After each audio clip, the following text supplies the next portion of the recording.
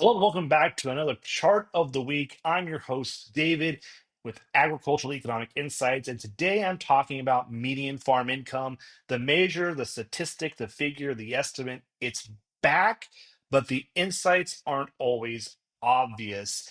And before we dive into the median farm income and what it is, I want to say it's really difficult to summarize the farm economy when there's different segments and different sectors going through different pains. We have a livestock economy that's maybe doing fairly well or is doing stronger than other parts of the farm economy. And we have a crop sector, especially corn and soybeans, that are really struggling. Then you add on record uh, significantly high from a historical context, direct payments. It's really hard to make sense of all this. And so when this typically happens, when we see lean times in the farm economy, and it's difficult to summarize that, we see median farm income surface back to the conversation. And I think it's often not a great statistic. In fact, it's a better measure of demographics and not farm health or the farm financial health. So let's dive into what's going on. The USDA estimated in 2025 that median farm income would be negative $328. So that means that 50% of farmers are making less than negative $328 for their farm income. If you draw the line back another year, you can find that in 2024, it was also negative at negative $651 per operation. And so this sounds really precarious.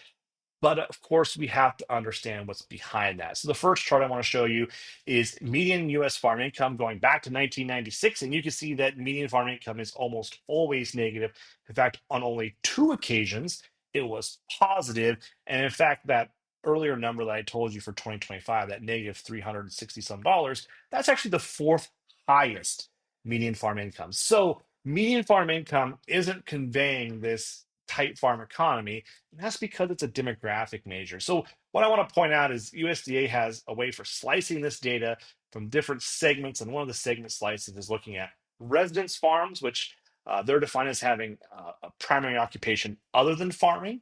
There are intermediate farms who are primarily engaged in farming and have less than $350,000 in gross farm income. And then, of course, the last category is commercial, and commercial is primarily engaged in farm with more than $350,000 in gross sales. So that's three buckets that they think about for slicing up the farm economy. I want to remind that even those and retired, so retired producers would be in that residence farm category up here.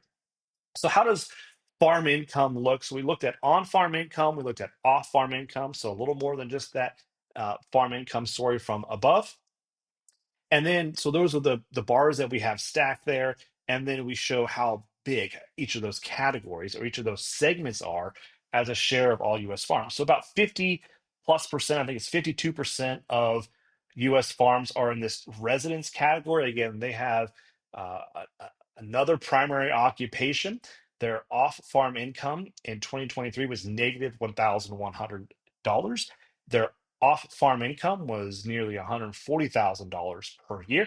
So off-farm income was a huge part of that story. In fact, I'll also mention here that a different point in the article, I noted that I think this group as a whole had this residence groups had an average of $5,000 in sales in 2025. So this is maybe we think about this livestock or excuse me, this hobby operation or this lifestyle operation is maybe what this best captures in a lot of cases. Not in every case, but in a lot of cases, it's not what we all think about initially when we think about producers. If you move to the different segments of the farm economy, you see the intermediate producers have a little more income in 2023. It's about 1,800 bucks, about $76,000 in off-farm income. And if you look at the last category, about 11% of producers are over there now. Of course, that $350,000 it moves around just a little bit on a year-over-year basis. But you can see this is where that on-farm income really comes up. I'll also note that this isn't necessarily walking around free and clear money. Of course, there's income taxes that are due on this. And also, really importantly, debt gets serviced out of these income estimates. So that commercial category as a whole in 2023, the average was $93,000 in debt payments that year. So of course, debt would be a huge part of that obligation from that category. So again, to wrap this up, median farm income You're going to hear it, you're going to see it. It's almost always negative, and that's because of the demographics and the different ventures those different producer segments and categories are pursuing.